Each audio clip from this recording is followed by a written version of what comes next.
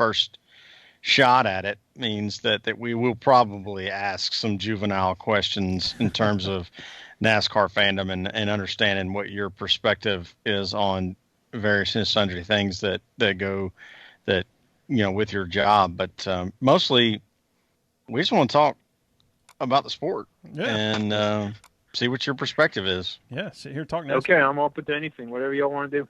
Excellent. So what we'll do here in about a minute, what I'll do is I'll start the show. That includes me doing a lot of hooting and hollering and introing and doing all the intro stuff that we do. I may disappear for about 90 seconds, but I'll come right back online, and it may even sound weird or something. But once I'm done doing all that, it'll stop sounding weird, and then we can get moving. So. Right. When it gets towards the end of Rusty's little deal, you'll start hearing him blip, but he's not back yet. You'll know when he's back because it'll be just as clear as it is right now. Okay. Exactly. Oh, I needed to tweet this out. One moment. Oops. You know what? Let's use this button. Not now. Looks like we are live on YouTube, so that's good. And we'll get this up. PTM 250th episode. How about that, Sherwin? Yeah, quarter of a millennium. Yeah. Is just live. There we go. Just a few weeks removed from our 5th year anniversary. 5th year anniversary and 250th episode. So, cool. All right, looks like we are up and running. And, looks like, so we got folks joining in. Beast, Chrissy, Jumpy Bob. Great to see y'all. I think I'm about ready to roll. Eddie, are you ready? Yes, sir. Eddie's ready. Sherwin, you ready to roll? Yeah. All right. Yeah, just trying to get the PlayStation to get on the live. But, I'm good. Let's do it. Good deal. I'll be right back with y'all in about 90 seconds. We are recording now.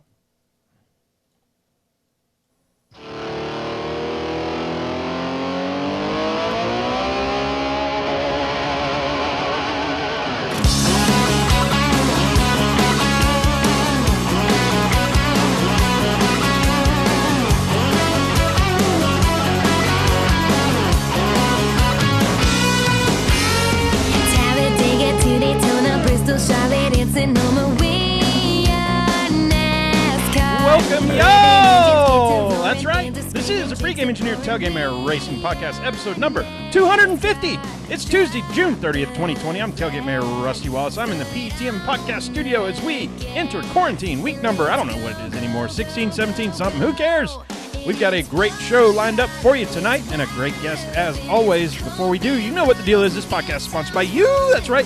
Go to patreon.com/PTM. Join the Watch Your Drink Club for as little as $1 a month. Get that free koozie and some stickers. Best part is every cent this year will once again donate to sponsoring drivers. So join the PTM posse today and be a part of the sport you love.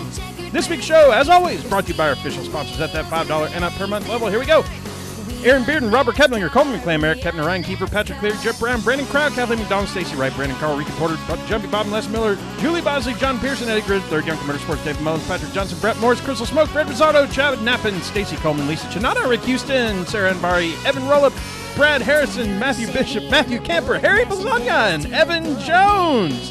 And Evan, I've got that, I got to get in touch with you. Get your swag over to you. So stay tuned. I'll get that this week. With that, we're going to bring on the co-host of the PTM podcast. He is in PTM Studio North. It's pregame engineer Andrew Sherwin. What's up, dude? How you doing, man? Oh man, it's good. You know, things are going well right now. So, any fires at work are just minor ones that we're putting out, and everything else, going smooth. Had a good weekend and everything. How about you? Weekend was good. We saw a whole bunch of racing that I will probably talk a little bit about today. I'm going to go disappear for like 1 minute so I can grab my phone, which I plugged in case you and I have to text behind the scenes to yell at each other about what we want to do next so nobody hears about it. But I will be back in 1 minute. That is all good. What we'll do in that minute, we're going to bring on our guest tonight. He's been a GM for Robert Yates and Evernham. He's now a longtime spotter and current spotter for Chase Elliott on Twitter at Eddie DeHunt. It's Eddie DeHunt. Eddie, what's up? All right, already back. Oh no! I missed all the fun intro stuff, but that's okay. Oh yeah, That's all right. No need to repeat. You know what happened? We lost Eddie. Oh, did we? Yeah. Oh well. Well, let me try to get him back on the phone here. I'm not sure what's happening with that. So give me 1 second. I'm just gonna add him to the call.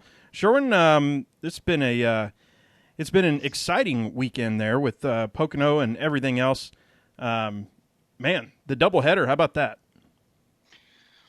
Triple header on Sunday. Triple, that was double, triple. Interesting. Craziness, right? Hey, Eddie. I got you. All right, we lost you there. Well, I gave you this grand entrance, and then said, Eddie, what's up? And then there was no answer, and so it's what it is. But no, that was funny. Anyway, Eddie, how you doing tonight? I'm doing great. How about you guys? Oh, we're doing awesome. We are excited to sit here and talk with you about NASCAR and have a little fun. We do start the show off with the same question every time. Eddie, what are you drinking on tonight?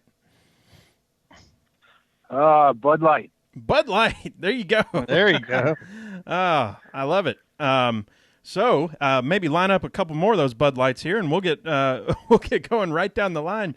You know, one thing, Eddie, I wanted to ask you as we're getting started here. So we've talked to some drivers and media and other NASCAR folks and stuff about this, but I haven't talked about it to any sponsors. We've talked to sponsors actually, but not to any spotters.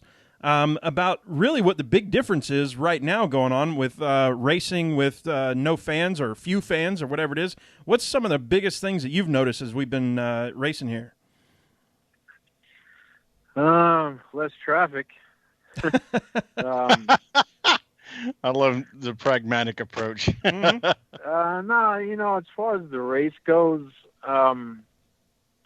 it's not too much different. I hate it that the fans aren't there because it's what drives our sport, and the enthusiasm that they have for each of their favorite drivers is cool. We can hear them, when they're roaring for any one of the drivers that they're rooting for, and just to be there and get the whole experience of the camping that a lot of people do and so forth, is I just hate it. I'm not really sure if we're going to go to Watkins Glen at this point, and that seems to be a race that the people really embrace as far as camping and being there for the whole 3-4 days. And I guess I hate it for the fans, but for us, it's not a whole lot different. Yeah, I saw. I think Jeff Gluck posted this, or maybe it was Bob Pockers who posted it and said that if there's any silver lining here, it is wait till fans come back for the Pocono Double, because I think we were all excited anyway, but having seen it unfold on TV and having seen the excitement and everything else going on, it really feels like, Sherwin, that we'll be I don't know, even more hyped than last time. Yeah, I think we thought we were going to carry about 25 people in our crowd up there to the mountains of Pocono, but next year I think that crowd's going to get bigger when we actually get to go. Now, Eddie, I was looking over at some of your profile stuff and digging up. I won't say digging up dirt, but some interesting stuff. One was that a few people may have known that about your race team about 10 years or so ago, DeHunt Motorsports, and maybe fewer are aware that you fielded drivers like David Green, David Gilliland, Joanna Long, and some dude named Kyle Busch. I did. Yeah, that's true. Yeah. How did you get started in all that? Well, I moved. Oh, bummer! Might have lost his audio there for a moment. We'll see when and if he's able to come back there. Lost him again. Dadgum. I'm not sure what the story is on that part. I think there's too damn many people on the internet right now. Yeah, I'm unsure. We'll try to call him back one more time and see if we can't get it going. And yeah, hopefully it'll work out that time. It keeps dropping the call, and I'm not sure why there. So we'll get Eddie right back on. Here we go. Right. It's been a heck of a few minutes here trying to get all this stuff going. Hey, Eddie. Guys, I'm so sorry if that's mine. And I got full service and full bars, so I don't know. Yeah, unsure. Anyway, no big deal. Okay. So I was starting to say I moved to Charlotte in '96 with a couple friends, and I started working for Harry Rainier with Greg Sachs driving at the time. Shortly after that team disbanded due to sponsorship. And Tommy Ball and I moved to Richmond to work for Junie Donlevy. From there, I went to work for Philbert Martasi with Kenny Wallace in the Square D sponsorship, Right on. and took over as a GM there. I had a business background back in New York where I came from, as well as racing modifieds. So I had the racing part and the business part, so I finally started using the business part for that team. Shortly thereafter, Bill and Cindy Elliott. Well, there we go again. That is a bummer for this to keep dropping off on us. And so here, let me do this. Let's see if it works. Nope, it just dropped the call again. Yeah, I'm not sure what's dropping the call there, Sherwin. So I might, you know what I'll do? I'll pause our recording here and see if there's anything that I can trace on our side while we're doing this. This is doing it in action here. Let's see if I can. Yeah, I mean, pause the audio. Maybe we stay live on YouTube. I can we'll run my mouth for a minute. We'll hang out on the YouTube. We got, like I said, we got the audio pause there. Should be. I'm just checking a couple things. This is our first time editing in like 200, not 200, but 100 and yeah, probably 200 episodes. Right. Right. I mean, touchdown. Why not? Oh, no kidding. Let me see here. Maybe, the only other way that I could do it, and I've got plenty of, the internet is working just fine here. The other thing I could do is try calling you both on phones. I know that's not ideal, but it would be, let's see. I mean, I'd be happy to do that. That's fine. All right. Well, let's hang up here and see if I can do it. I have no idea if I can, but hey, we're doing it live. Yeah, why not? Woo! Here goes nothing. Redneck noise.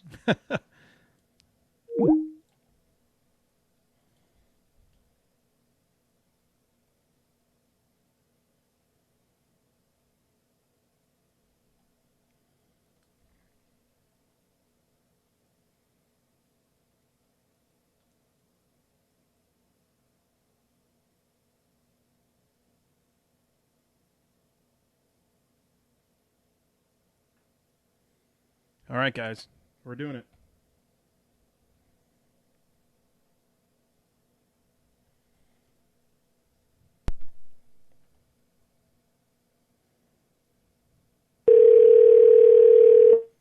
Hey. There's Sherwin. We got you? All right. How's it sound? Yeah, how's it sound? It sounds like a phone. Right. Let's see if I can add anybody else in here. I got to do that and that. Save. How do I add people to the conversation is the question. New conversation.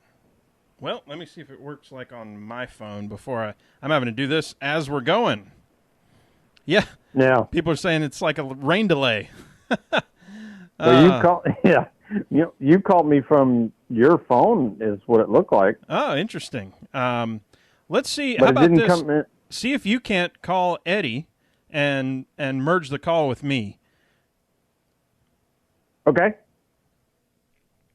Add call. All right. I got to dive into Twitter real quick. To get Eddie's number. All right. We're still live on YouTube, so I recommend not reading it out loud. I will not read it out loud.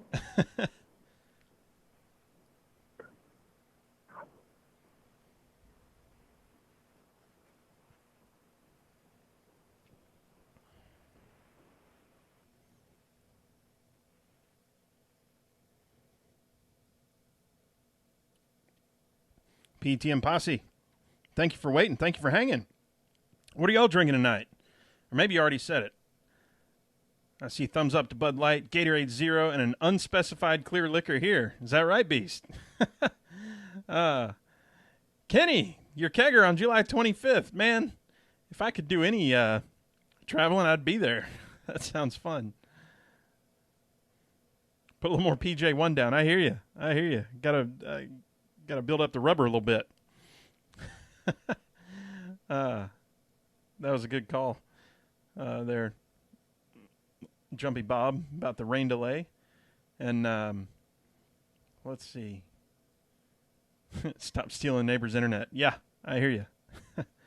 Sherwin, you still with me? Yeah, I got you.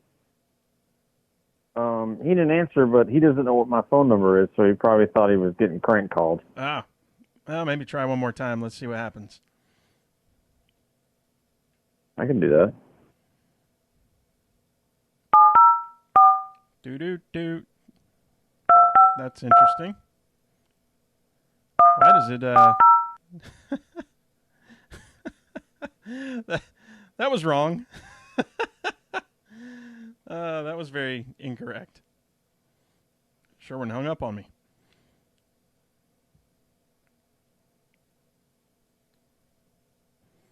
Well, let's see.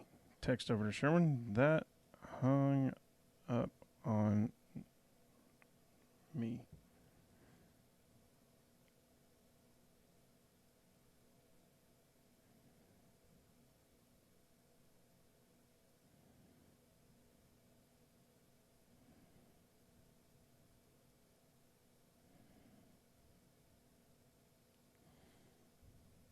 Working on it, y'all.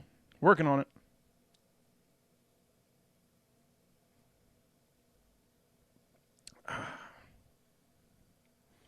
Oh, yeah, Kenny, for sure.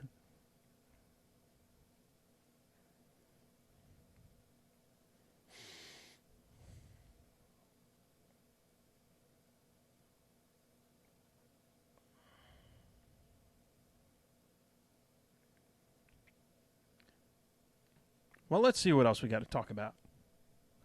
I got nothing else to do. I'll sit here and hang with y'all. Talking. Anything y'all want to ask Eddie, if and when we get him back on? Had the Pocono double. Here's something we're going to talk about.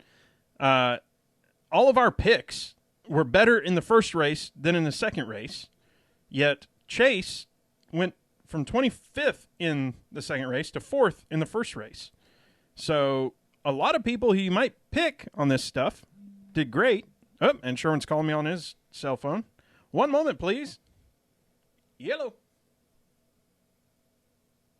Oh, I got to call you on my thing, Sherwin, because this is just on my personal phone.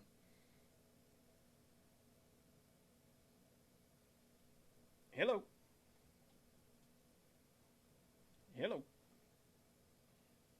I lost you.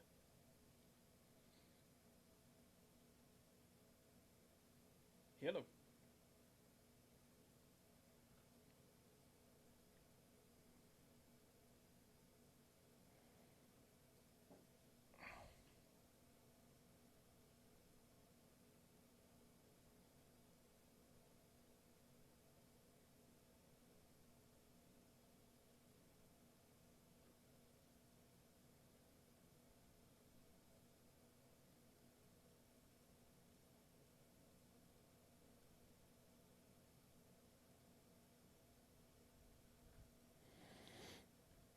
How much do you think non-practicing is affecting drivers? I think a ton.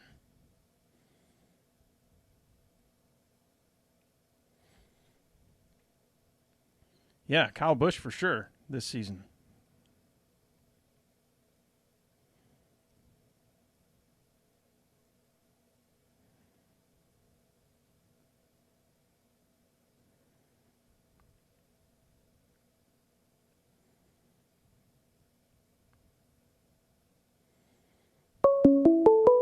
There we go. This might work. Hello. Hey, we got everybody now? Eddie, you with us? I think my phone has him on. Funny how that works. I'm just going to stay on until I get hung up on or something. We'll see. No, you didn't. Oh. I had to switch. I didn't merge them right away. That's what it was. I think we're all here now. Hey, Eddie, you got us? Yes, sir, I do. Oh, man. All right. Well, you know what? Let's just go right back into it. And I'm going to unpause the recording, and we'll just pretend like none of this happened. Okay. Here goes nothing. And we're back after that. Well, it won't have been a delay for y'all. Y'all just hear us come right back. But with that, we're right back in the show. And after a little bit of technical difficulties, we've got everybody back on the line. Sherwin and Eddie are on the phone with us. So, Eddie, you were talking us through how everything got started and all that, and kind of how you ended up with that race team. Right. So I went to work for Bill and Cindy Elliott with the McDonald's Cup team with Bill driving. He had two teams. We kind of narrowed it down to one and made the best of all the opportunities we had. And Bill had a really good season then. Did another season or a half, and then Ray Abraham called me and told me that Ray and I had raced against each other back home in the modified series, and he said, "Hey, what if I told you I had backing from a manufacturer and I was going to start two Cup teams and I wanted Bill to drive for me and maybe be interested in buying out his building and his equipment?" And I said, "Oh my goodness." So I went and had dinner one night with Bill. We sat and talked about it, and it took a lot of hard thinking on his part. I remember him telling me if his daddy ever caught him driving a Dodge, he'd probably be pretty mad at him. But then went ahead and did that, and I was a GM there for a while, and as we built that program. And then Tommy Baldwin and I started an Xfinity team together. And so I left there and did that. We always wanted our own team growing up as kids. We were pretty good friends back home, still are today. And we started doing that, and then the economy just tanked. We picked the worst time to do it. So yes, so several of those drivers you mentioned, we worked with, and then from there I went and was the GM of Robbie Yates Racing for a couple of years with Elliott Sadler and Dale Jarrett. And I wound up leaving there and start my own team, an ARCA team and some Xfinity stuff, in which Kyle drove for me at Watkins Glen. And then I had been spotting all along there. I started spotting with Bill, ironically, and now I spot with Chase, so that's kind of come full circle. And that's pretty much it. I've been very fortunate to spot now with 4 Hall of Fame drivers, so I think that's a pretty neat little deal, and probably be another one before it's over, maybe 2. That's right. So I'm going to jump in here and interrupt Rusty because I know he's got something else to say, but him being your friend, Eddie, can you verify or validate that Tommy Baldwin is the toughest son of a bitch in the garage? Well, I will tell you this. His dad was way tougher than he is. But that's where it comes from. Yes, he is absolutely the guy that you think he is. How's that sound? Yeah, that sounds good. That sounds like validation for me. Uh-huh. Yeah. So you had you kind of glossed over it, but Kyle Busch got a second place at Watkins Glen in 2008 for that 92 Zippo Toyota where y'all, I mean, how hard was that party afterwards? Actually wasn't, because Kyle had a race the next day for his Joe Gibbs team. So really, moreover, his crew chief was calling us and asking us about shocks and air pressure and stuff like that, because Kyle was pretty happy with our car. We built him 2 brand new cars for that race, and the crew chief and I had worked with the Rileys for a bit, who you guys may or may not know build most of the Daytona prototype cars.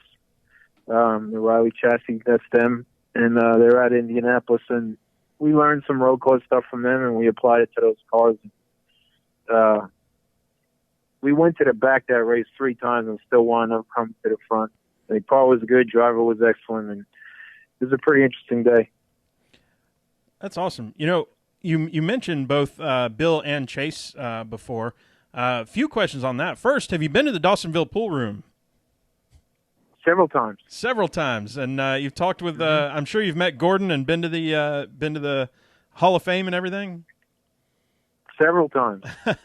Yeah, we had the pleasure of getting up there from where we're at here, and having a sit down with Gordon, and it was almost like we weren't sure if we were going to be able to talk with him or whatever else. He showed up, and man, he was dressed to the nines. He sat down, cool as a cucumber, sat there and told us stories while our mouth was agape, bugs flying in and out of our mouth, and had absolutely the best time there. Hanging out. We did hear, I believe, that they're going through a renovation right now, so hopefully they retain all the character and all the stuff and everything. But yeah, looking forward to getting back up there, Sherwin. Yeah, I was supposed to go today, actually. Yeah? I was going to take our new friend Chrissy up there and go check it out, and I found out like last night that Dawsonville the mayor had said, we're not going to do anything except on the weekend. And since the city owns that property and the building, the dog owns the yard, so to speak. yeah, as it is. So speaking of, Bill and Chase, and I know that, it's been a long time since Bill, so there's a long time in between, but for at least as far as spotting them, what are the things that they are like? Maybe as soon as you started spotting Chase, you're like, yep, exactly like Dad, or was it, oh my goodness, he wants something completely different? No, he's actually pretty close to how Bill carried himself, which doesn't surprise me, and how Bill raced. Very calm, very calculated, very competitive, and very easy to work with. Chase has been phenomenal to work with. I couldn't ask for it to be any better. Very easygoing young man, very polite, very grateful for what he has, and a good little racer. So it's a lot of fun. Yeah. What are the types of feedback that both of them like to have versus maybe other drivers? Well, I started with Chase pretty early on in his Cup career. When he jumped into 24 after Jeff. I had worked with Jeff for 6 or 7 years, and as soon as Chase got in the car, we picked up our relationship. Obviously, I knew him as a young baby and followed him, talked to him along the way in his late models and ARCA cars and so forth. But I'll tell you what, you know it's Bill's son. They're pretty much the same guy, just different generation. And none of that surprises me because, he carries himself so well. You know he was parented well, and it's easy to see.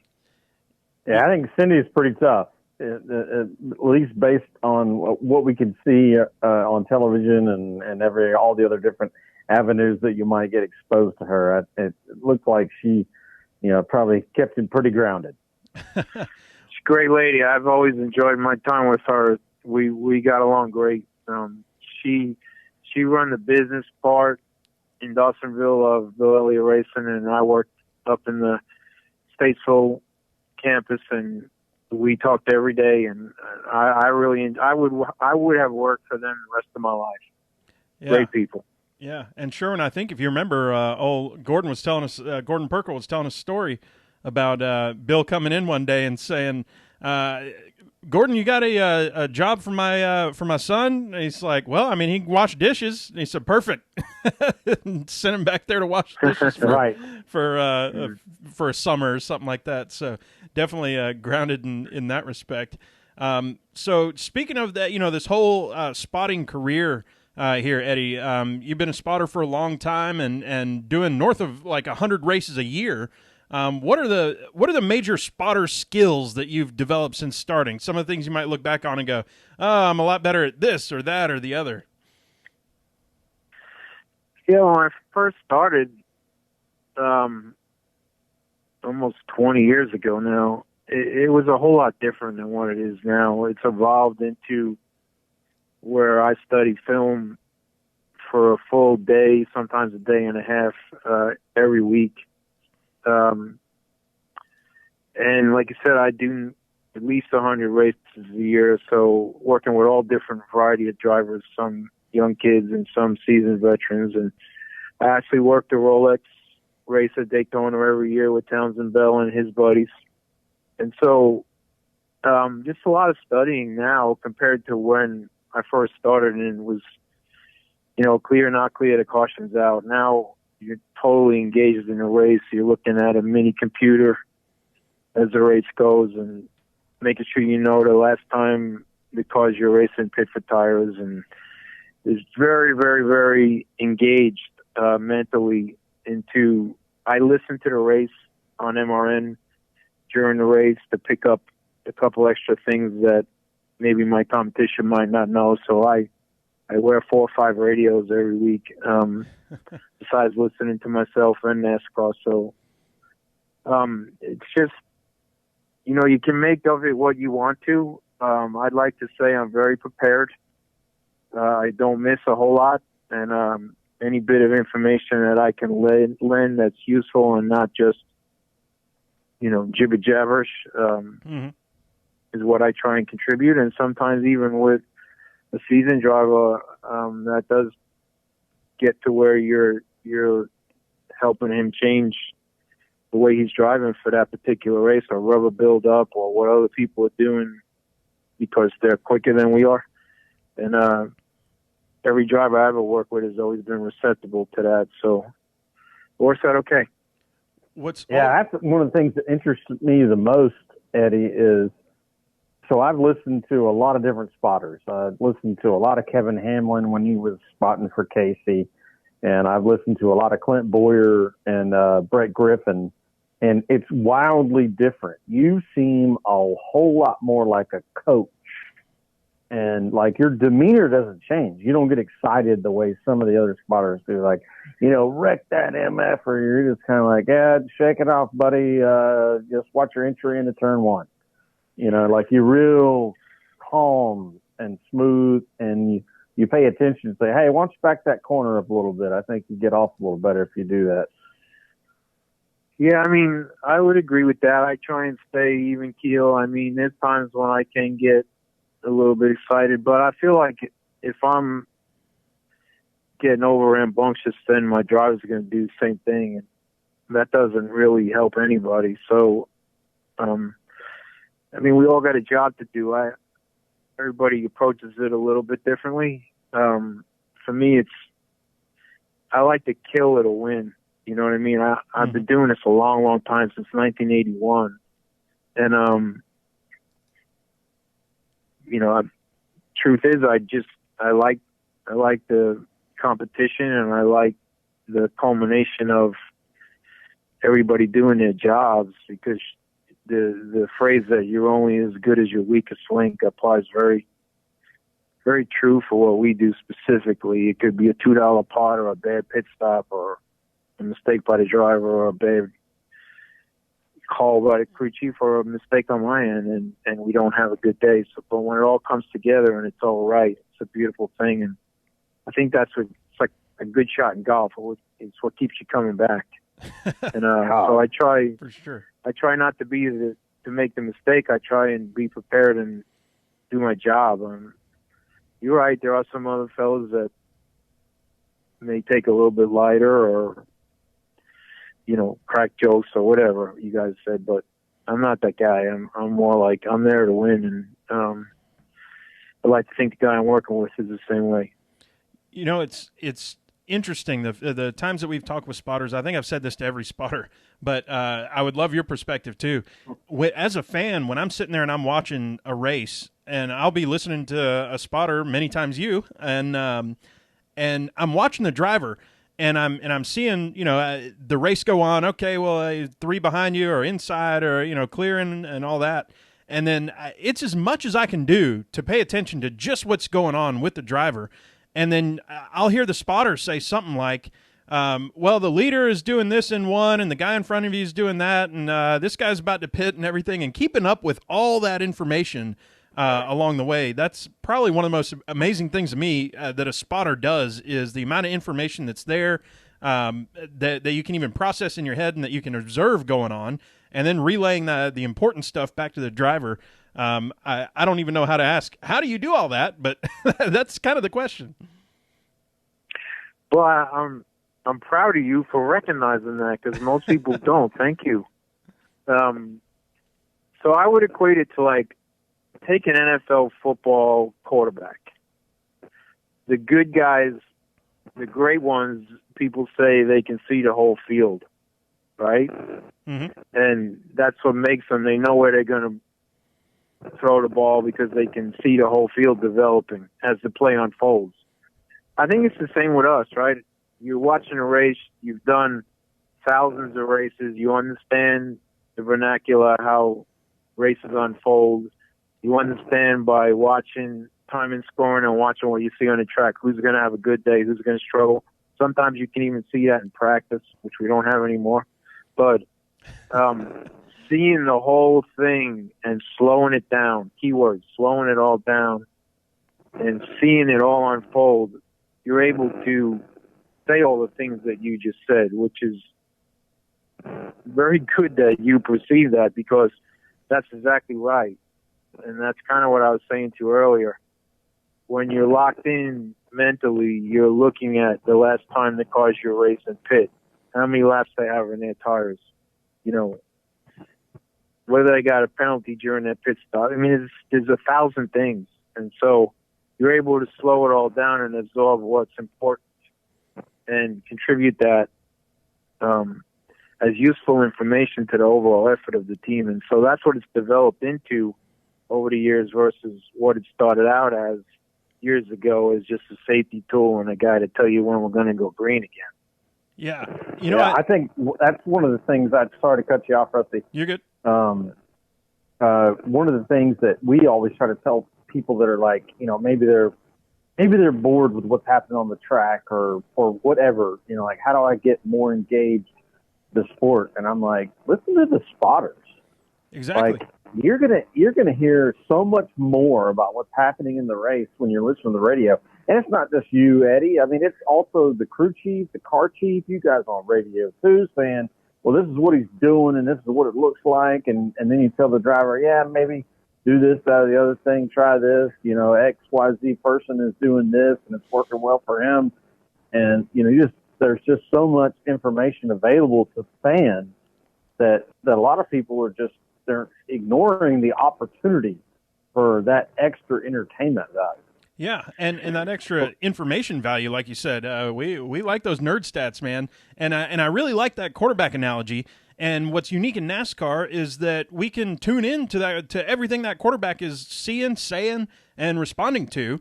You know, they'll mic up quarterbacks and stuff in NFL every once in a while, but they don't want to give away too much info and all that stuff. But you can hear it all. And, yeah, to hear all that stuff and knowing these side conversations are going on while somebody's trying to make a pass, you're talking with the crew chief about tires and blah, blah, blah.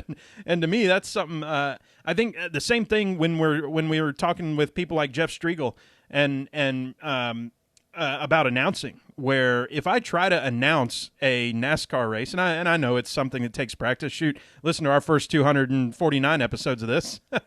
But trying to announce something like that is nearly impossible to me to even think about how I would go about starting. And speaking of starting, so Eddie, what are some of the like rookie mistakes that a new spotter would make that you know you've learned over the years?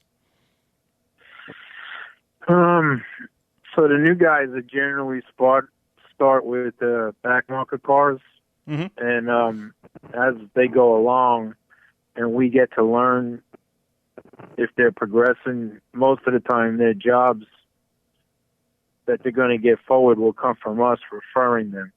For example, Doug Campbell, who spots for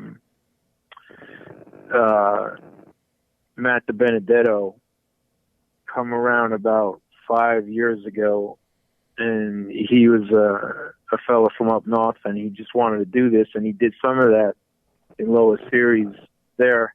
And he started out with, you know, a low-end back marker car and then worked his way up to where he is now. And, you know, 3-4 years from now, he'll develop into one of the top 10 or 12 guys. So he's taking it seriously. He's studying. He's working his way up the ladder.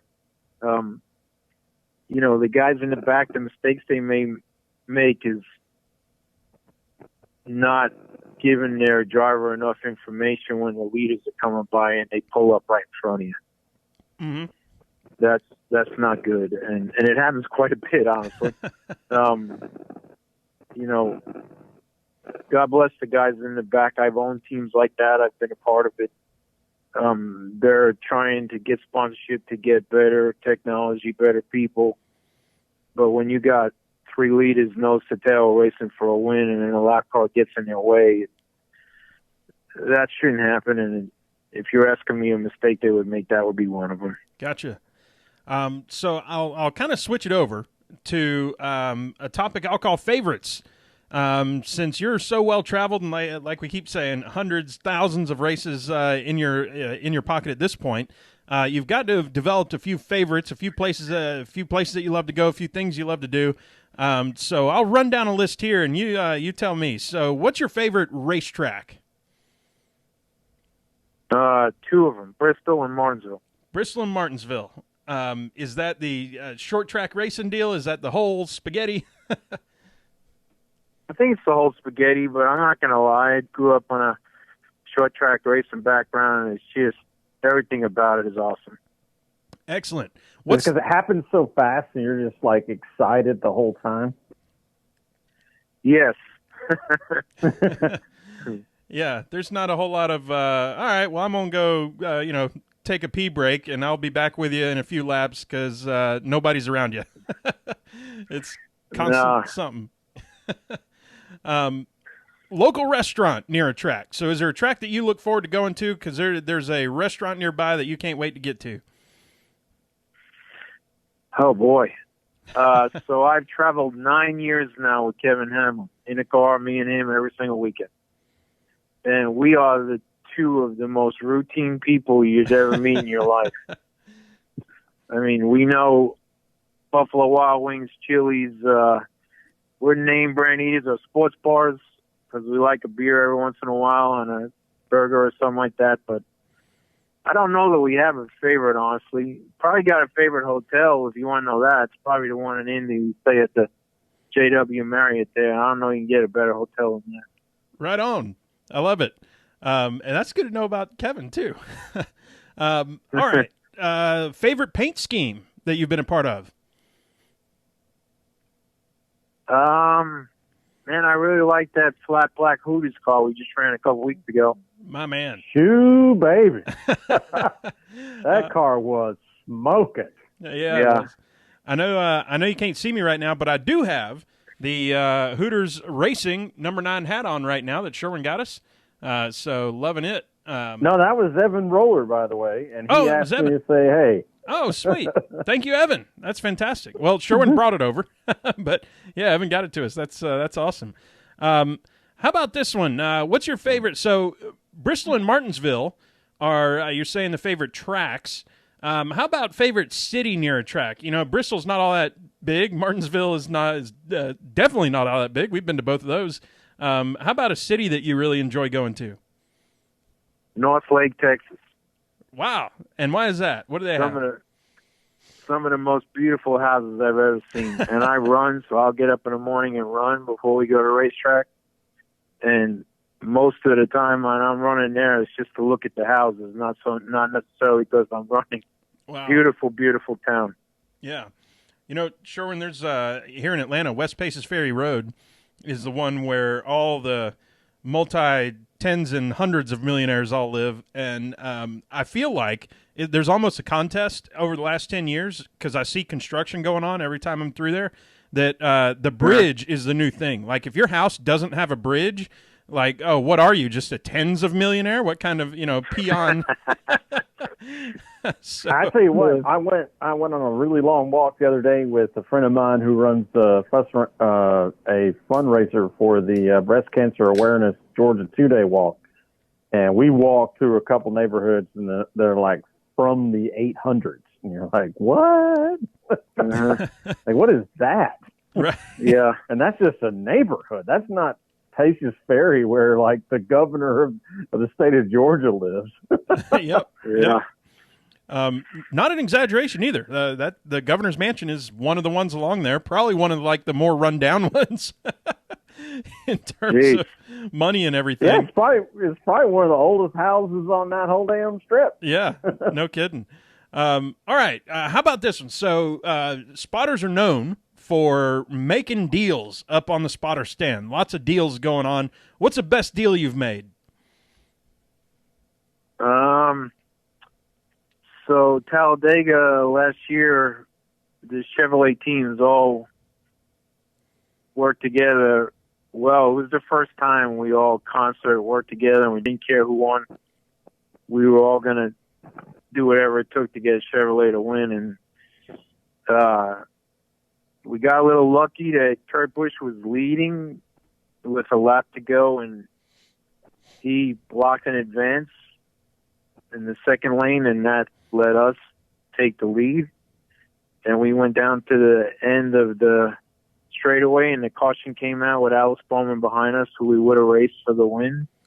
I think the deals that we made all day long between all the Chevrolet guys to stay together and selflessly didn't care who won, whoever was in the front at the end, and it wound up being us. But I think that was the best deals that we made as far as a deal on a spotter stand all day long. But most of the time when it's independent and not concerted like that, they're all live, to tell you the truth. So I'd have to say that was the best deal day I've been a part of. Well, I'll tell you what, we were at that race, and if I have to put a Mount Rushmore of races that I've been to, I think that is definitely on the has a face on the rock, if you will, Sherwin.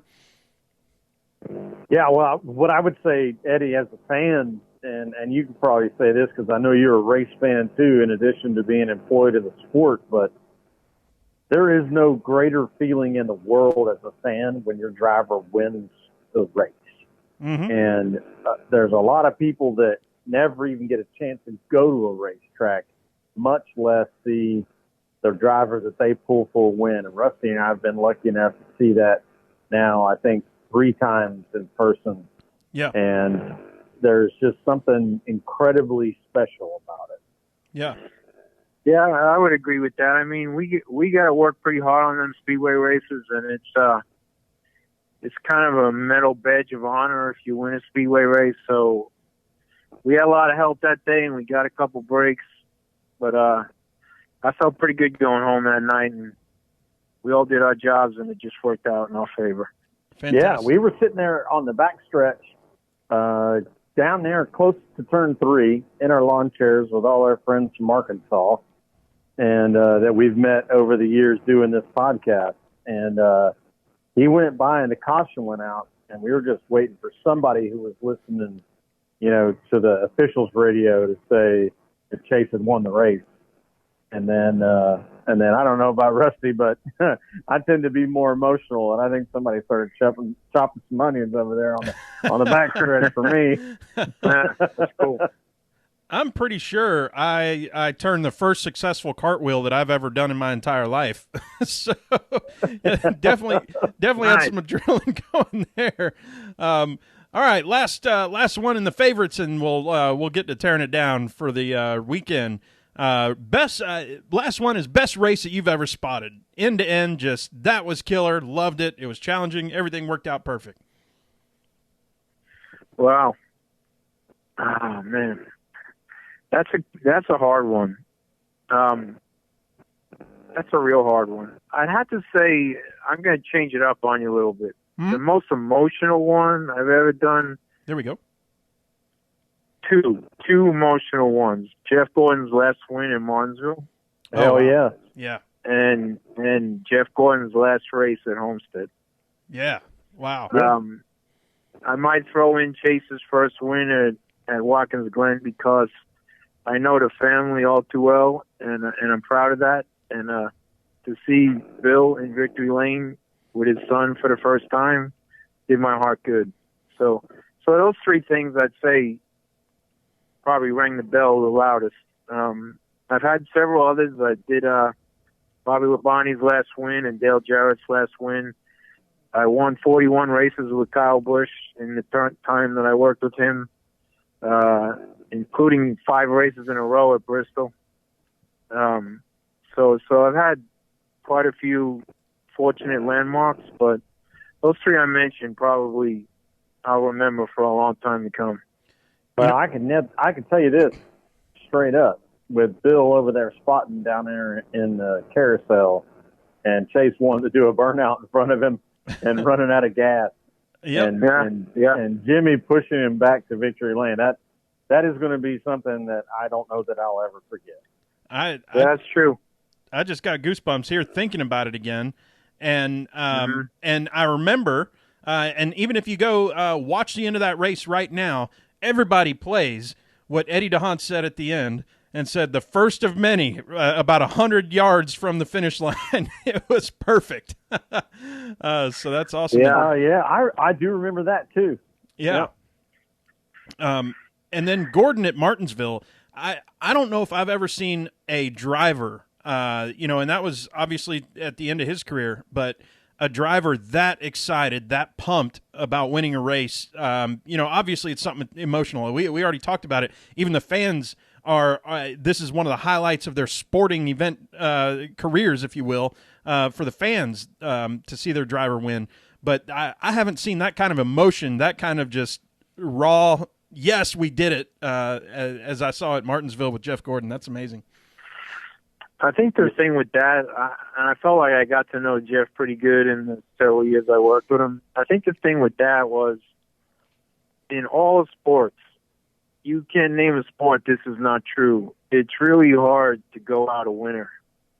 It's really hard to put the sword down when you should and admit it. And he raced for a championship in the very last race he raced in. Mm-hmm. And I think that was so important to him. It was like everything to him. And so to win in Martinsville, which advanced him to Homestead to race for a championship, I think it was just the epitome of his career. He went out a winner. Yeah. And I think that was really important to him. Yeah, that was amazing. And I would say I love watching it when AJ Allmendinger wins because he celebrates it like it's the first time he ever did it. But to see Jeff Gordon do it after having done it 93 times and as happy and as excited as he was, and basically exhibiting all the same behaviors that we see with Dinger, it just, to me, those things, I don't know, they're linked at the hip, even though those guys aren't necessarily linked at the hip, but like in terms of the excitement of like realizing how important it was for him to get that win in his last year and then get to race for the championship at the same time. Like, these are all the things that we're gonna remember in our, somewhat younger generation as race fans. We're gonna remember those things. You remember when Jeff Gordon jumped off his car into his team? Like, that was so cool. Yeah. So the thing that you can't tell people about for drivers or crew chiefs or owners or mechanics on the car is you never know each individual's full story and how they got to where they are and what they had to sacrifice. So, you say to yourself, why do mechanics do this job where they're gone from their families 32 weekends a year and then testing and so forth and home late at night every night? Why do they do this? Why do they do this job? And it's a pretty easy answer to it, although most people wouldn't get it.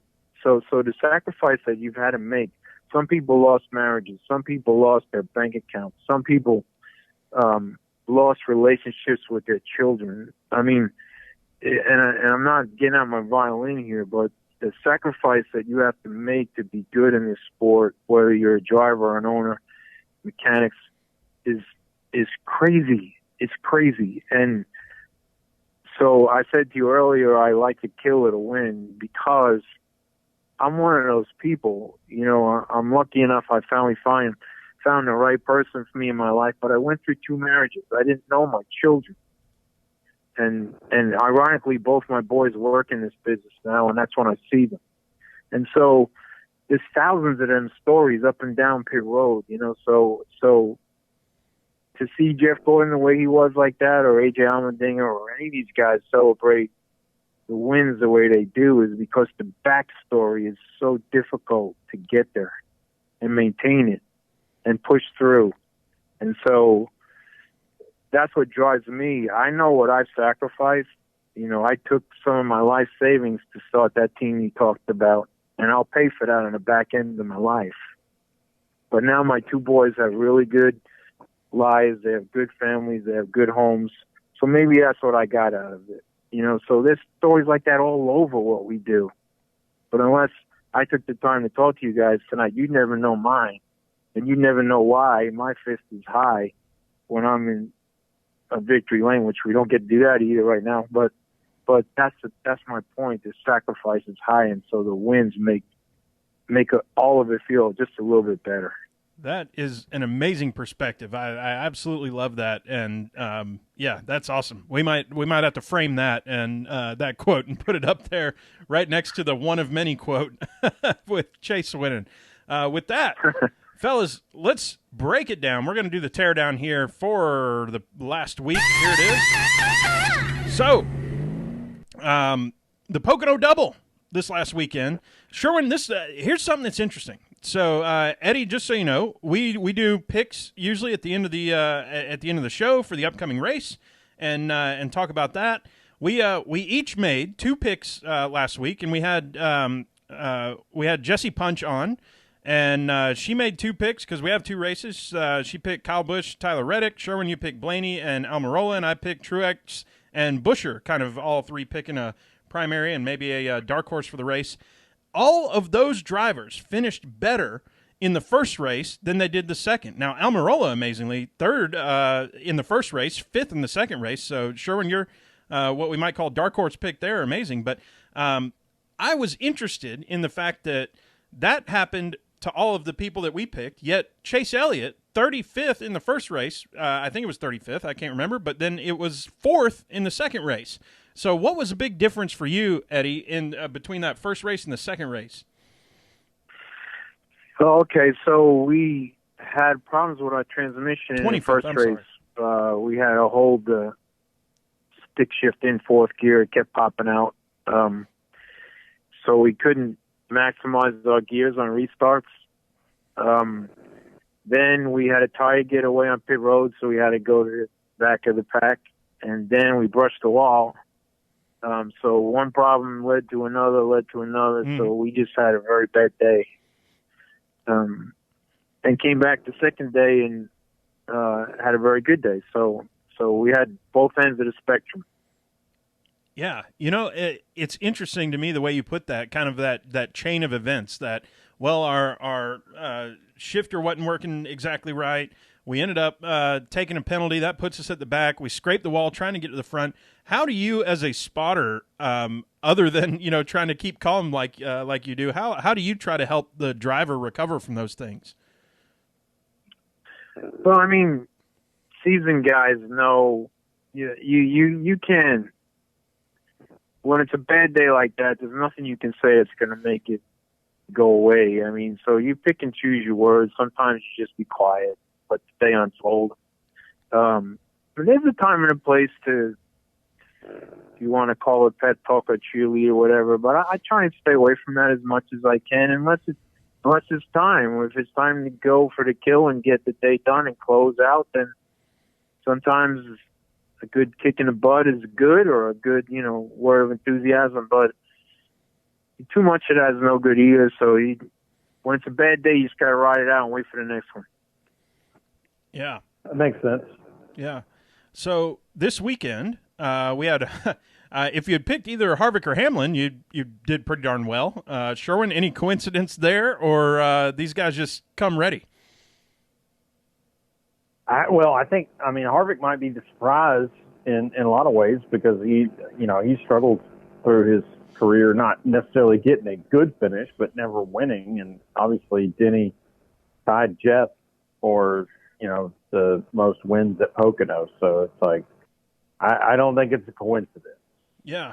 And Eddie, was there any special sauce that you saw between those guys that they really had that set them apart from the field? I was pretty impressed with the 11's last pit stop in the second race, coming out in front of the field. That was pretty impressive. The first day, Kevin's car was the best car, and he got clean air at the end when he needed it, and they weren't going to touch him. And so the strategy at Pocono was almost like a road course race. There's 2 or 3 different strategies among crew chiefs, and at any time the caution coming out to put a damper on whatever your strategy is, and some people got caught in that and some didn't. Yeah. So being a doubleheader weekend, this one was planned. We've had a few doubleheaders recently as well. I think the fan response has been overwhelmingly positive in terms of being able to see these midweek races, being able to see a couple races on a weekend and everything that goes along with that. Obviously, there's a lot more overhead from the crew perspective. What are your thoughts, from that crew perspective on all these double headers and everything? Is this something you'd like to see more of and totally cool, or it's like, thank goodness this is just this year? We live in a changing world right now, don't we? No kidding. After all these years of 2 and 3 practices for each series and work every series every weekend, and then qualifying and then the races, to now line up and go race, I got to tell you, I love it. Not that I don't mind doing the practices and the qualifying and so forth, but to unload, line up the car and go race, I really enjoy it. I think it's a little bit of a challenge to be right at the shop without, say, you split a dragon on the track when you go in the first turn. I like the Wednesday shows that we've had in the middle of the week. I'm looking forward to the All-Star race coming up. I don't have any complaints. I like it. That's awesome. And, Sherwin, that's something that I didn't really bring up. In other words, didn't really think about. The whole not having practice and everything. Do you think this is something that NASCAR is going to be taking a look at and going, maybe we don't need all these practice sessions all the time and requiring the crew to be there and requiring everybody to come in and out and, the gas we're wasting, the money we're spending on plane rides to and from? Well, I think necessity is the mother of invention. And one thing we know about NASCAR now, especially watching it for however many years that anybody's been watching it, but for us, really focused on it the last probably 15 years, is you don't unlearn things in this sport. I think we're going to see a lot more of this. I think we're going to see weekday races next year. I think we're going to see a summer series where, maybe 4 out of 6 weeks we race on a Wednesday, or try to race on a Wednesday. Maybe we end up racing on a Thursday or a Tuesday, whatever it is. But there's going to be, I think Pocono is a great place to do a double. Michigan's a great place to try to do a double. I think we're just not going to unlearn the things that we think look really cool, which is a packed weekend full of racing.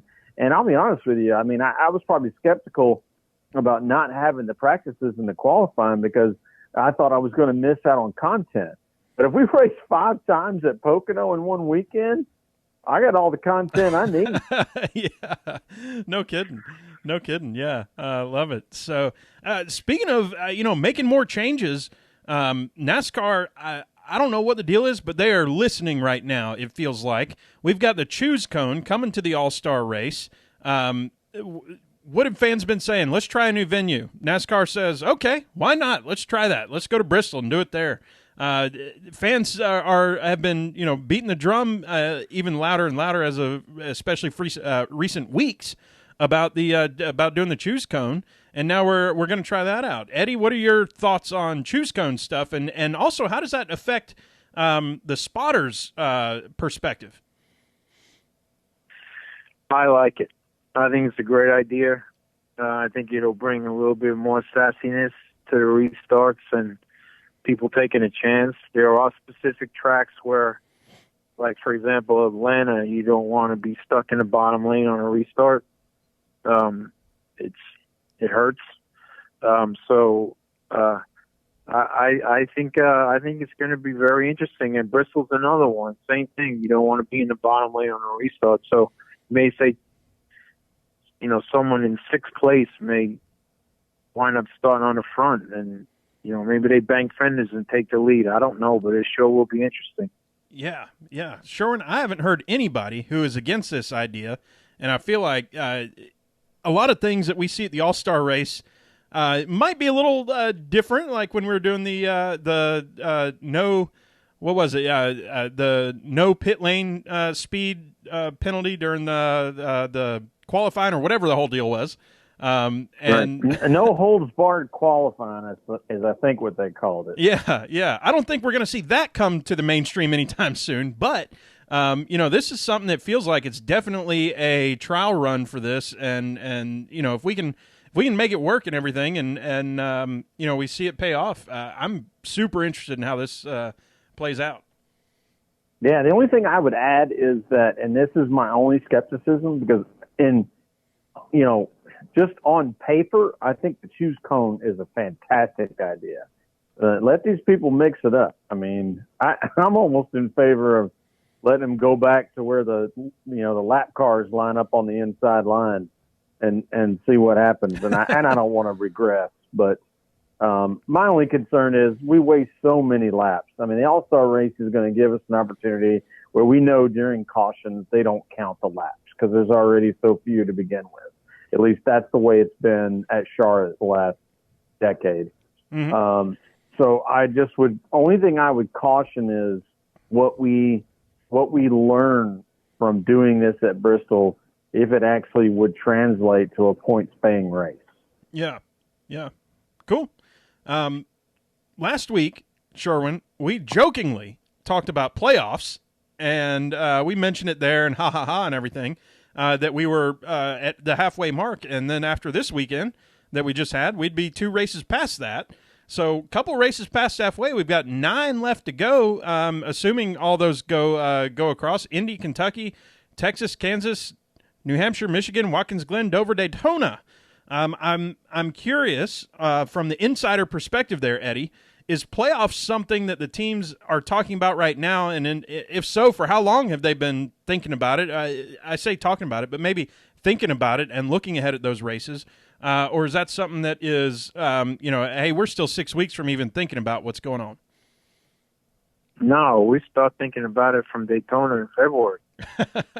I mean, the rest of it don't matter. You got to get in the playoffs, right? So, and now the guys that are in are trying to stack playoff points, stage wins, and these stage points have become more and more and more and more important as we've gone along. It's funny, you look at the amount of points that you gain in a race at the end of the day, you slide over to that column, and sometimes the guy that finished third and fourth scored the most points. He's really the winner. Yeah, that's a great point. Mm-hmm. You got to stack points right now.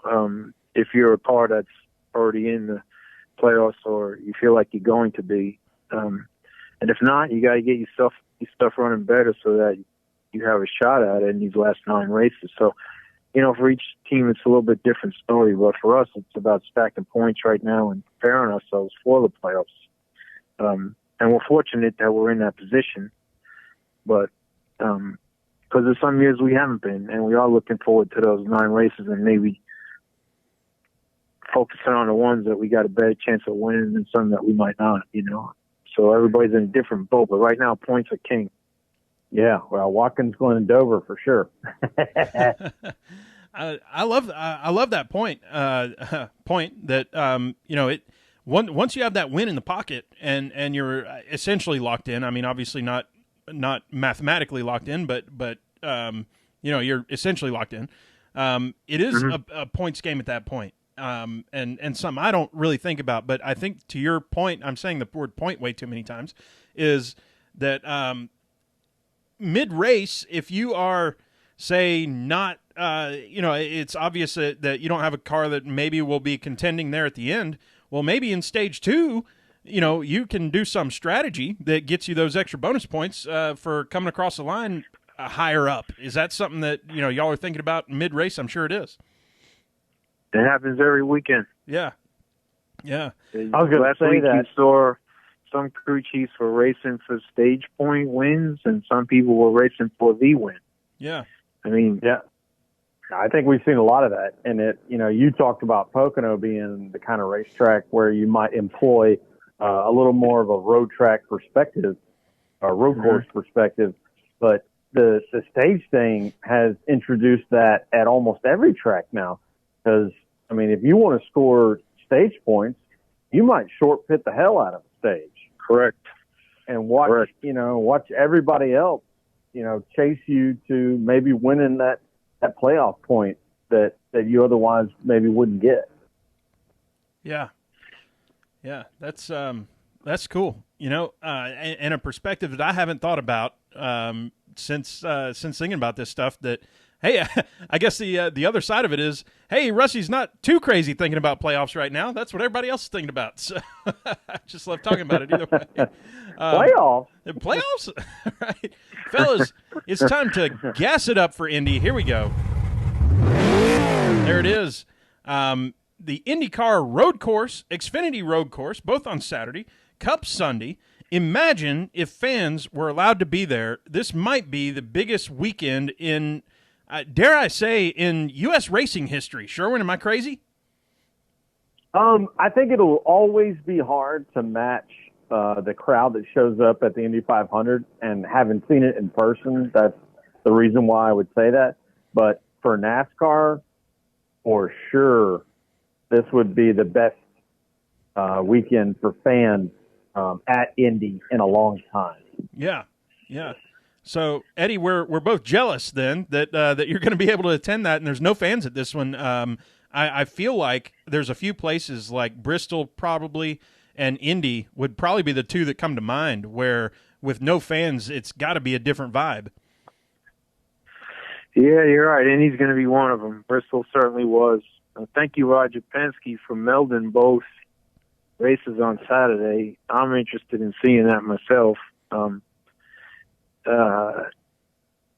going to be an interesting weekend for sure. Two low-cost races, two different series, and then the big track on Sunday. Should be exciting. Yeah. So what do you think? I'm going to get a little technical on you, Eddie, because I know you know racing. What do you think it's going to be like? And actually, right now, I'll be dead honest. I don't know if the IndyCar race is first or second after Xfinity, but there's going to be Firestone rubber down, and there's going to be NASCAR Goodyear rubber down, and how that might change the way that race looks. So the IndyCars race first, and so yes, there will be a little bit of handling changes from the two practices the Xfinity cars get. I'm not sure schedule-wise what the IndyCar practice times are, so there may be some of that in practice. We'll see the difference with IndyCar rubber down, but there'll be more rubber laid down in a full race of IndyCars before the Xfinity cars get a chance to run. So it'll take, on a road course, maybe 5 or 6 laps to burn it off, and then it'll be fine. Okay, that's good perspective. Yeah, interesting to know. One other thing about Indy, Eddie, what's different from just purely from a spotter's standpoint at Indy? Obviously, the track is so big, and being able to see the whole thing. Is that the major difference between Indy and other places, or what, from your perspective, is the biggest difference? So Indy is a total different story than everywhere else because up till now we've been on top of the pagoda. One guy in the front part and one guy in the back part, and the guy in the front basically sees off of turn 4 to the exit at turn 2, and the guy in the back picks up off of 2 to the start of turn 4. Well, now this year, we're not allowed on the pagoda, and I'm not sure how that all changed, maybe because of COVID and spacing. So we will be in the typical IndyCar spotter locations on the oval, which is turn 1 and turn 3.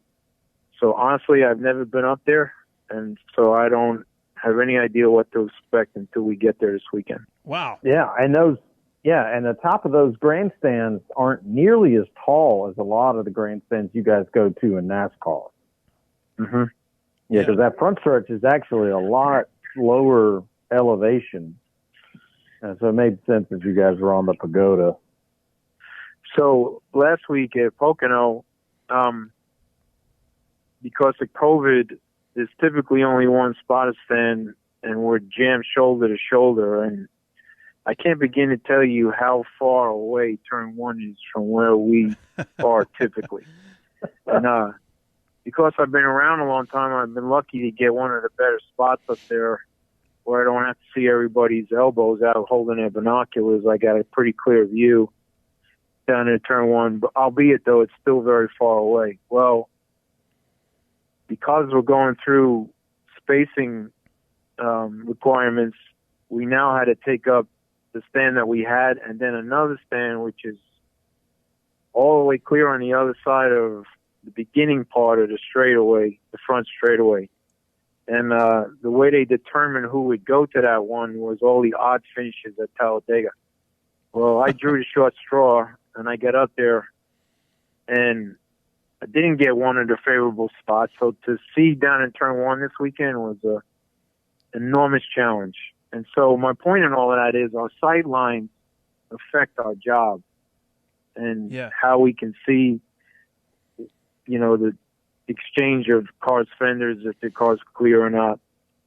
So I basically had to tell Chase before the race started, when you get right here, I can't really tell. I'm going to do my best, and I won't say anything till I'm 100% sure. But you're going to have to cover from here because I am not sure.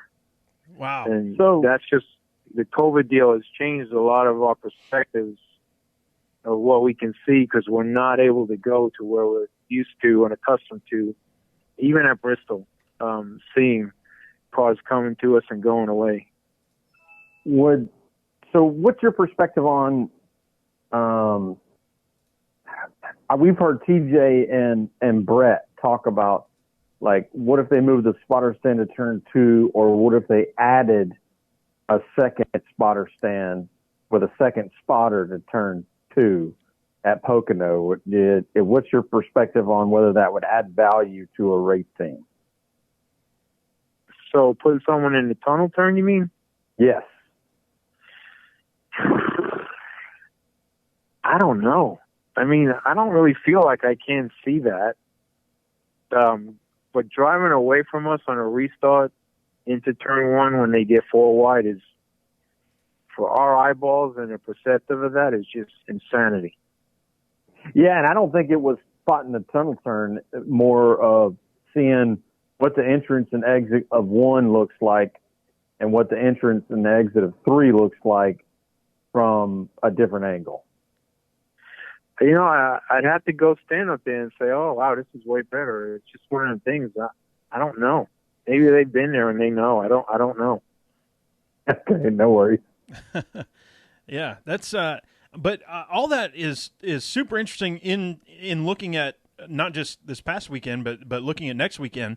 And you know, if you got that race view on NASCAR.com, listening in to how the spotting is going now with the, you know, completely different place that all the spotters are having to stand at, that's very interesting stuff.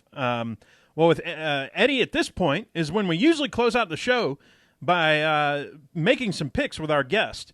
However, I believe it would just be a travesty if, Sherwin, we didn't just all write down Chase Elliott and call it a day. What do you think? Sounds good to me. Now that all said, Eddie, from your perspective, who do you find to be the biggest competitors to Chase going into Indy. I'm not going to write these down as like picks or anything. So, we're not putting this out there, but from your perspective, who do you see as kind of the big hitters? Well, I think all the normal suspects. I mean, right now, Harvick and Hamlin have momentum. I would never count out the 18 or the 22 or the 2 or, the typical guys that run up front every week, Montruex. But I'm going to go with my guy. My man. My man. And I'll do the same in the Xfinity Series. I love it. Yeah, Justin's good there. A good little road course racer. Yeah, that'll be exciting. Yes, he is. That'll be exciting to see that turnaround too. It feels like, when they have you seen the fast motion video of when there's like a basketball game at let's say it's Phillips Arena here in Atlanta, and then the very next day they have a hockey game, and so seeing that how they set it up. I would be interested if Indy does something like that for converting from road course to oval track this weekend. So we'll see, but that'd be a cool thing for him to do and show everybody. Yeah, I agree. NBC, if you're listening, you got an opportunity for some promotion. Yeah. How great is it though that Roger Penske runs that now? We can meld both these series a little bit more. I think it's awesome. Yeah. Oh, it's great. We've been waiting for Indy Top Series and Cup Series to be at the same racetrack, same weekend for as long as we've been race fans. Mm-hmm. And that's what I mean, Sherwin. When I was saying biggest weekend of the year, just in terms of let's say you only brought a 75% crowd to this from the Indy crowd, and a 75% crowd from the NASCAR crowd. Well, now you've got a 150% crowd. I mean, it's to me, I can't even imagine the draw. And if this happens next year, I think, among the hottest tickets. Yeah, I think the biggest obstacle that's always been is that NASCAR and whoever was running / owned IndyCar couldn't figure out whose series was going to run on what day because it was always a constant pissing match. Now that Roger is so involved and owns the series and this particular track, he can just say, this is what we're doing. Right. That's right. I love it. Well, Eddie, we'll let you roll at this point. We appreciate you being on so much and sticking with us for technical difficulties. We haven't had that one yet. 250 episodes, and we continue to run into new things. So but it's been a blast having you on. Why don't you tell the folks where they can find you and what's coming up next? Oh, well, I'll be at Indianapolis Motor Speedway this weekend and Kentucky week after that. Excellent. I pretty much live on the roof. Live on the roof. When are you going to be on Dale Jr.'s podcast? That's up to TJ. Him and Brett run that deal. I've never been on it, but I'm sure one day I will. Okay. That's awesome. Well, Eddie, you take care, and we appreciate you very much being on the show. Thank you, guys. It's been my pleasure. All right. Appreciate Have a good it, one. Eddie. Take care now. Sherwin, it is time to close us down. Why don't you go ahead and tell the folks where they can find you, and I'll get this thing shutting down. Yeah, well, one quick thing before we shut her all the way down. Yes, sir. Melon Man paint scheme, baby. Dude, I wrote that in the show sheet. I know we didn't get to it, but that 77 Sunday paint scheme, Melon Man, that's going to be amazing. He's got the logo and everything. It's so cool. Awesome. So you can find me at Pregame Engineer and at Andrew L. Sherwin on Instagram. Awesome. And y'all know what the deal is with us. You can find us, PTM Podcast, at PTM Podcast on Twitter, PTMPodcast.com, and all the places where you can download your favorite podcasts or your least favorite, as it were, with us. But as always, I'm Tailgate Mayor Rusty Wallace at Tailgate Mayor, and we will talk to y'all next week. Woo!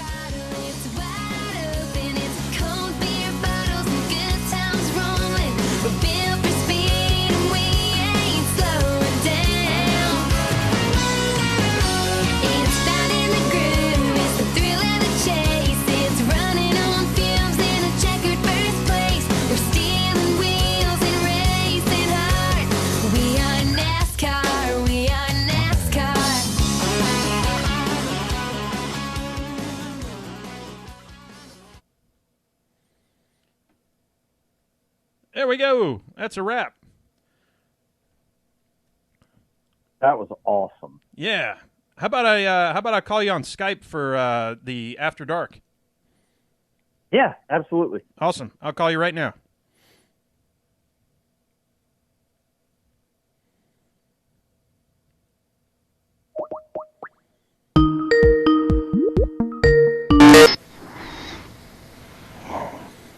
Much better. There we go. Now everybody gets to see my ugly face. And the audio is going to be a lot better. I don't know why.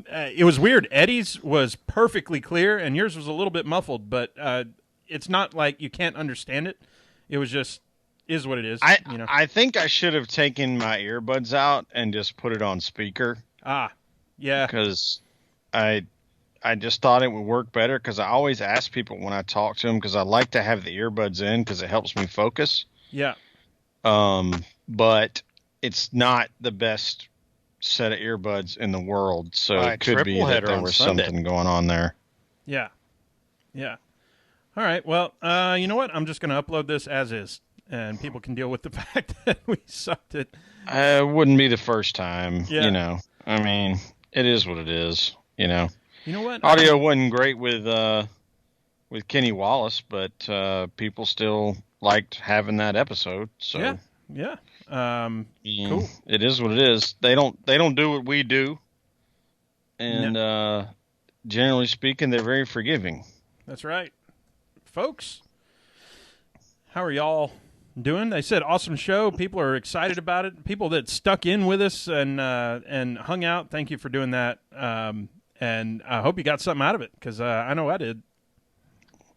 Yeah, and you know, I guess I kind of expected it to go very similar to the way it did, because Eddie is so just even kill. I mean, that guy, he's, you know, just his hand is just steady as ice. Yeah, it is. It's just right there. Yep. And, you know, we didn't have time, so hopefully we'll have a second episode where we can really, like, explore his friendship with Tommy Baldwin. Oh, yeah. Tommy has a reputation for being that guy in the garage. Like, you don't want to mess with me. Like, I mean, he just about whipped Tony Stewart's ass on pit road when he wrecked Casey, when Casey was a rookie. And it was like, you know, he was throwing crew members around. It was, he's a big boy. I should have put that in the show sheet, although that would probably been an hour show in itself. Favorite story from him. Right. Well, that's why we'll always pursue the opportunity to have a second one. That's right. I imagine that he would be amenable. Absolutely. All right. Just getting this thing uploaded, and particularly if, like, Chase has a nice run in the playoffs, I bet he would love to come talk about that stuff. Yeah. Whew. Man. Yeah, always fun to, I love talking to these insider guys, and I mean, we know it in the back of our head. Things like we're doing a lot of points racing right now. I mean, we know that, but to hear it kind of either validates it or shows how much in the forefront of folks' minds it is. You know?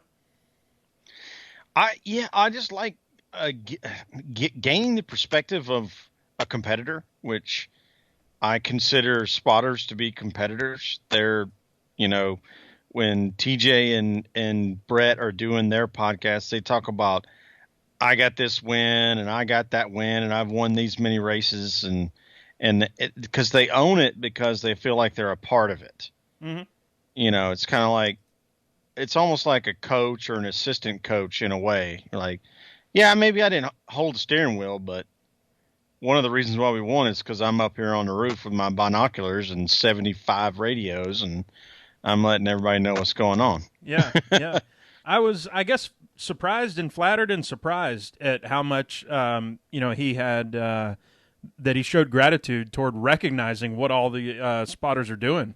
And it's like, maybe it's just because I've been a fan for so long and I just know this. But, you know, if you don't know this, then you need to know it, how much work these guys are doing and how much they're keeping in their heads and everything. Yeah, you crushed it with that question. That is probably, if we start, doing our own little mini commercials, that is the segment that you should snip and post. Right. Yeah, and that wasn't self-gratifying. That's something I'm just very interested in, because I mean, we're information guys, right?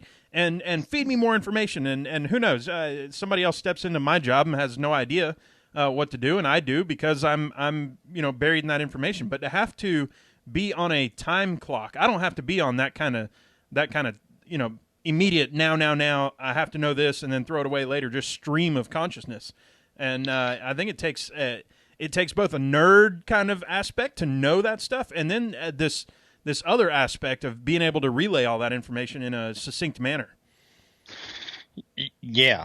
I mean, that probably originates from your project management brain. Not just your nerd brain, but your project management brain of going, all these things have to happen in order and for us to be having success 9 or 10 or 60 days from now. Mm-hmm. And they have to do all of that processing in a couple of minutes. And so that's why it's so, like, we look up to these guys because we pay enough attention to know that they're listening, they're listening to the officials. They have 2 radio channels for their team. They're scanning other spotters to figure out what other teams are doing in terms of pit stops. He said he had 5 radios. Yeah. Only 2 of them are his team. Yeah. One of them's for officials, and then he's got 2 teams that he's obviously dialed into that are, maybe they're around Chase in terms of pitting. Maybe they're other Hendrick Motorsports teams that are have a similar setup or similar strategy, or are running a similar type line that Chase runs, and he can help him coach. Like, yeah, Bowman is actually, he's letting off 50 feet earlier than you are. Yeah. Why don't you try doing that? Yeah. And I'll just all those little things. I'll compare it, for example, to PTM Posse. Y'all know that I'm a pilot and I go flying.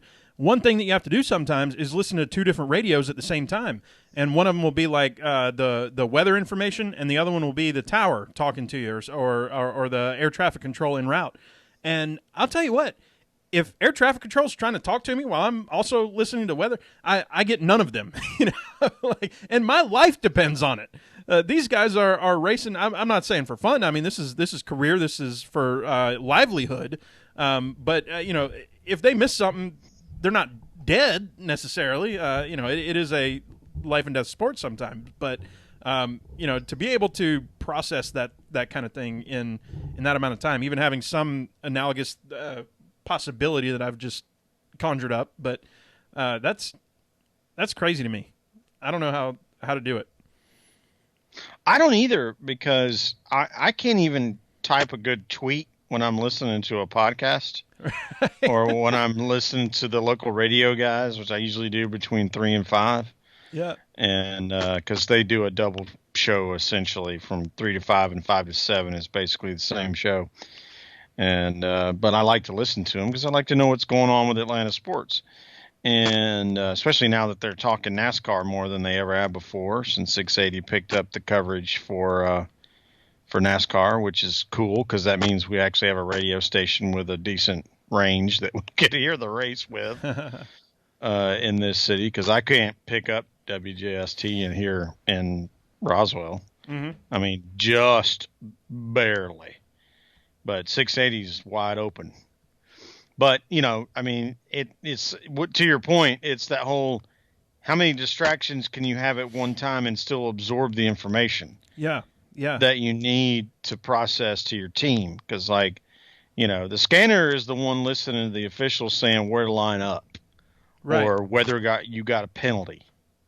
Right. And then you hear, now that they're off digital radios, we hear all the secondary communication that only happens between the car chief, the crew chief, and the spotter, saying, well, he's doing this, but I'm watching that guy do that over there. So maybe, take a look at the data on your screen and let me know if, Are we doing it wrong? Or are we doing it right? And let me know what I'm supposed to tell the driver. Right. All right, let's see. This should have put it up on the Apple and everywhere else, so just double checking that one. Bloop. Yeah. iHeartRadio, Stitcher, Google Play, Podcast, Podknife, YouTube. Stitcher. We got over there. Stitcher. If you can't find it, you ain't looked. That is the truth. All right, now we got to update the top page of PTM Podcast here. Just do a little housekeeping. What's everybody saying over here? Agreed, scanner is must for... Yeah, I totally agree. I try to teach people this all the time, and I think the people that will follow us as closely as the ones that are willing to dial in on the YouTube know that, like, I mean, man, if you watch the race without a scanner, like, you're missing like 65% of the available content to understanding what's going on with the race. Because, you know, on the television broadcast, they're doing their best to show, you know, what's exciting right now. Well, what's exciting right now on the television might not be what's exciting with what's going on with your race car driver. You know, why is he dropping back? Oh, he's got a loose wheel. Crap.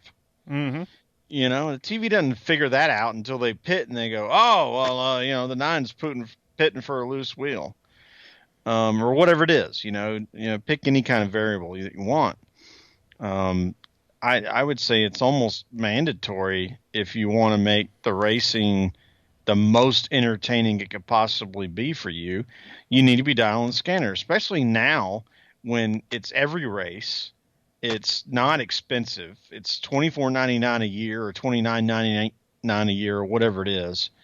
It's, you know, you're basically paying 75 cents a race to get 65% more content. That's the way I look at it. Yeah, totally agree. 100%, as we say. Let's see. That is it. We are up in all the places on the .com, on the Twitter handle, everything else. Yeah, I think that's when, I mean, I think that little Rusty Wallace scanner that I had was the first time that we were listening to spotters, and that was like okay, we got to invest in this moment, and that's what, you know, ended up in the nicer scanners and the headsets that we have talking to each other and all that stuff. Because yeah, it's important to have that as a supplement if you are a, you know, fan. So Beast just said that we got removed from Google. Oh, well, I'll have to. Oh no, he said we're on Google. Sorry, I read that wrong. Never mind.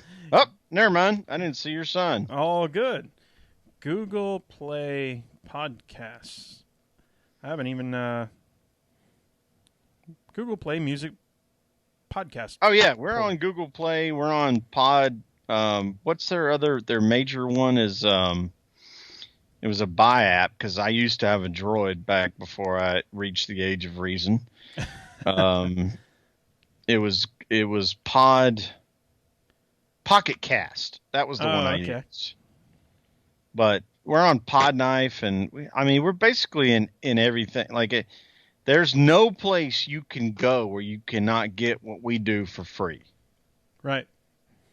Right. I mean, just Google PTM Racing Podcast in your Google search bar, and you can scroll for 3 pages and find us. That's true. I just did it. I mean, yeah, it's all over the place. And iHeart was the one I noticed most recently. Yeah. Like, oh, hell, we're on iHeartRadio? That's pretty cool. Yeah. All right, folks, so we're going to shut her down with the live version. Appreciate y'all hanging out with us a little early and sticking in there with the issues and whatnot. But we got a podcast out of it either way, having to do a little technical creativity on the fly. So that's the first time we've paused one in a long time. I know. Well, I was like, this is going to take a good 5 minutes if we get it working. So all worked out. So cool deal.